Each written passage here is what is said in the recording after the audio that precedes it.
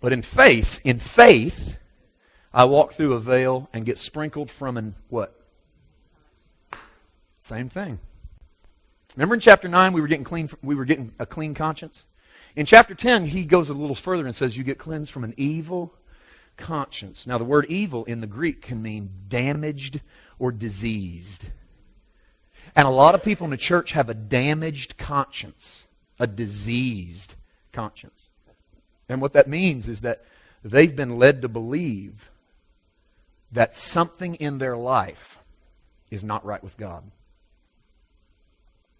And every time a believer that has had a damaged conscience starts to think, boy, I wish God would bless me, whatever that area is in their life that's damaged will come to their head. And they'll go, that's why he don't bless me. Oh, so-and-so got that raise at work, and I asked the Lord for that raise. You know why I didn't get it?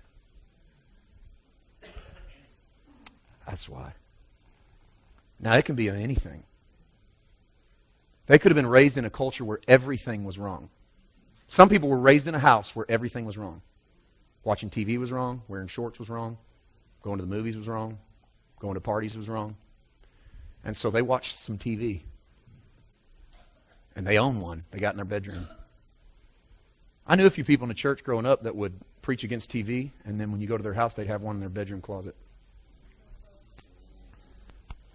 And then whenever people would leave, they'd pull it out and set it up next to their bed and watch it. Now, I'm not, hey, you want 10 TVs, God bless you, praise God. But don't come out to me and go, TV's wrong, then go home and sneak the one out of your closet and watch it. But you know what happens? They walk around with an evil their conscience is damaged all the time. See, on anything, whatever it is, their conscience is damaged because they believe, I can't do that, but I did that. Well, that's why God won't bless me. We got people sitting in the church every day. I counsel people, and I don't see them as much anymore at Midland. Things are changing. Praise God, we're in the middle of an absolute reformation of thought and spirit in the church, especially in this house. But I've counseled a lot of people that they'll tell you what their problem is, and before you even get to break in, a word edgewise, 4 or 5 different areas where their conscience is evil. You know, I think it's happening. And all you got to do is ask people, why do you think this is happening? And they'll tell you, and every single time it's sin. Well, because I didn't, I ain't been giving like I ought to. We're going to fix that, Pastor. We'll start giving more.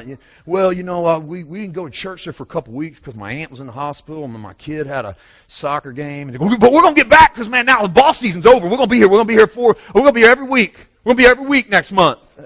Why do you think that's going on in your life? Because, man, we went to this deal, and then there were people there were drinking, and I had a drink, and I know, Pastor. I know I shouldn't have done that, and I know, and I've been telling God, He puts me in that situation again, I'll be strong. I won't do that again. I know immediately we're dealing with a damaged conscience. See, this person has placed themselves under such restriction, under such law, if they miss a service, God's going to miss them. They don't put extra money in the offering, God's going to keep some money back from them. And because they walk with such a restricted evil conscience, they're never really accessible in through the veil. They don't go and commune with God. Instead, they cut themselves off from communion with God. Because they feel like they have failed in one area or the other. They have a damaged conscience. I want to set your conscience free today.